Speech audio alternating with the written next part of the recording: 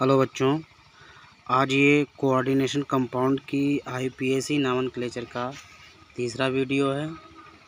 Paper में जिस type के क्वेश्चन बनते हैं तो उसी टाइप से आज हम ये लेकर आए हैं। दो टाइप हमने आपको बता दिए थे, ये तीसरे टाइप के क्वेश्चन हैं जो पेपर में आते हैं। तो क्वेश्चन है आपका, निम्नलिखित कोऑर्डिनेशन कंपाउंड के सूत्र लिखने हैं। क्या लिखने हैं इसमें? कोऑर्डिनेशन कंपाउंड के सूत्र लिखने हैं। इससे पहले जो आपने वीडियो देखा था उसमें मतलब कोऑर्डिनेशन कंपाउंड के हमें नाम लिखने होते थे। अब नाम दिए हैं तो उनके हमें क्या लिखने हैं बच्चे? उनके हमें सूत्र लिखने हैं। तो जैसा कि हमारा पहला कंपाउंड्स का नाम है tetra amine aqua क्लोराइडो cobalt third chloride. तो इस नाम से हमें ये मालूम चल रहा है कि इसमें अमीन कितने हैं? 4 हैं। एक्वा मतलब जल है, और क्लोराइडो मतलब क्लोरीन है जो कि लिगेंड्स के रूप में होगा। और कोबाल्ट थर्ड यानी कि कोबाल्ट एक हमें कॉमन नेम में प्राप्त हो रहा है। तो ये कहाँ होगा? ये पॉजिटिव वाले पोर्शन में होगा और क्लोराइड है।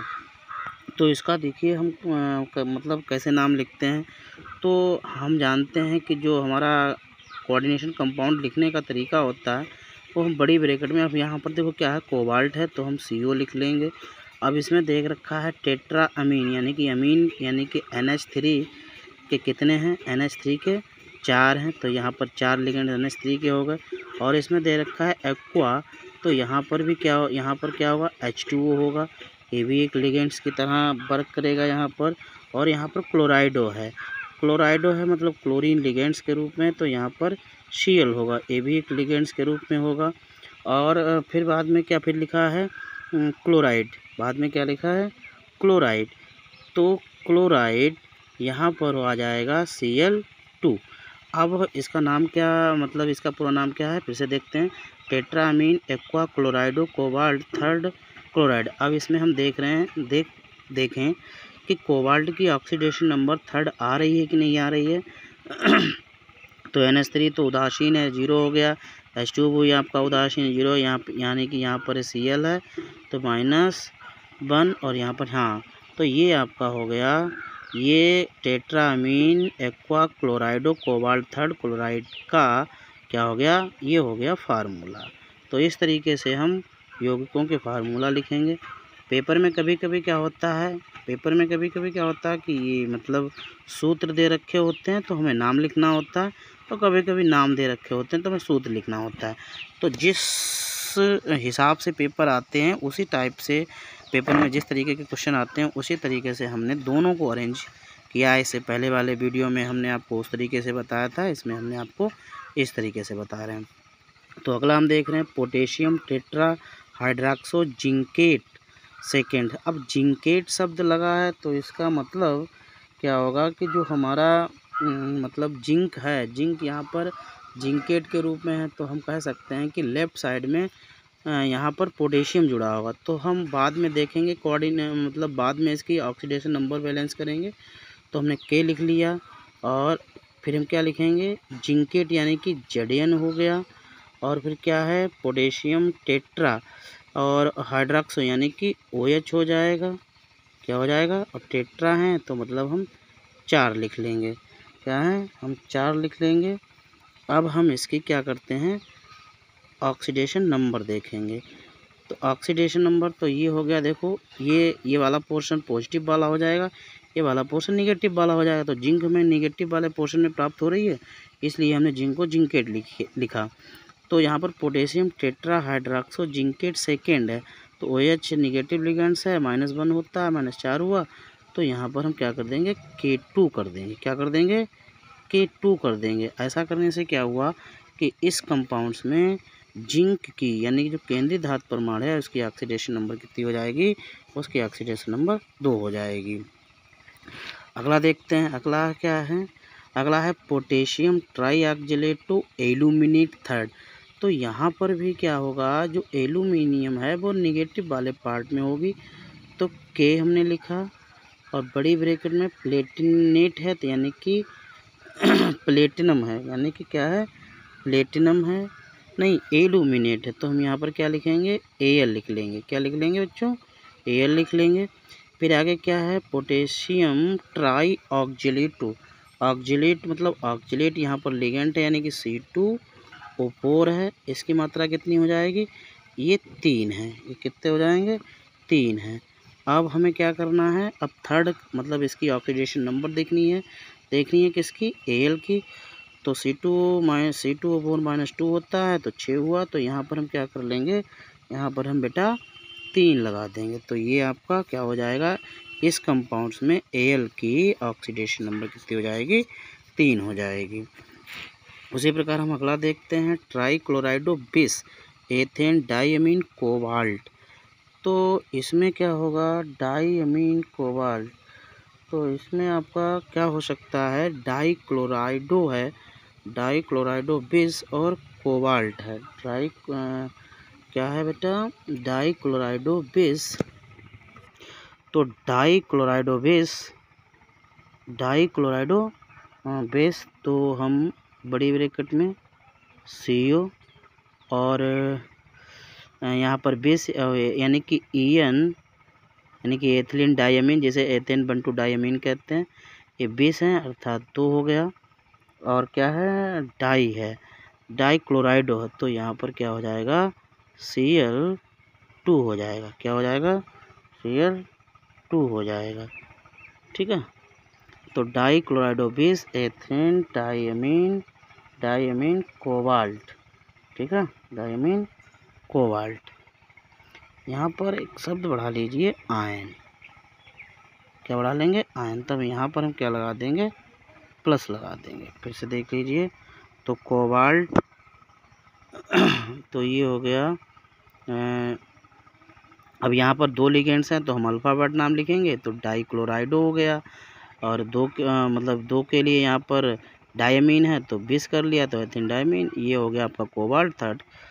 ठीक है, अगला देखते हैं, टेट्रा कार्बोनिल निकेल। तो टेट्रा कार्बोनिल निकेल तो Na क्या हो गया, Na। और कार्बोनिल क्या होता है, CO होता है। और इसका कितना है, 4 है। इसका कितना है, 4 है। और NiCO4 में Na ऑक्सीडेशन नंबर कितनी होती है, ऑक्सीडेशन नंबर 4 होती है। फिर क्या है, tetra amine di aqua cobalt third chloride. क्या है, tetra amine di aqua cobalt third chloride. तो इसमें क्या होगा, जो केंद्रीय धातु परमाणु होगा वो तो आपका CO हो गया। फिर टेट्रा अमीन है यानी कि NH3 के 4 मॉलिक्यूल्स हैं। ठीक है, फिर क्या है, डाई एक्वा है तो H2O के कितने हैं बेटा, 2 हैं। फिर आपका कोबाल्ट है, यानी कि अब देखो कोबाल्ट हमें पॉजिटिव वाले हिस्से में प्राप्त होगा, तब जाकर इसे हम कोबाल्ट लिखेंगे। यहाँ पर क्या लिख देंगे, यहाँ पर हम लिख देंगे Cl3।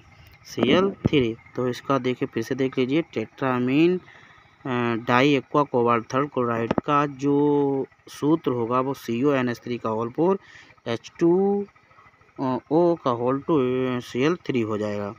अगला है, देखते हैं, पोटेशियम टेट्रासाइनो निकलेट। अब निकलेट है तो यानी कि निकिल जो होगा वो हमें नेगेटिव वाले आयन में प्राप्त होगा।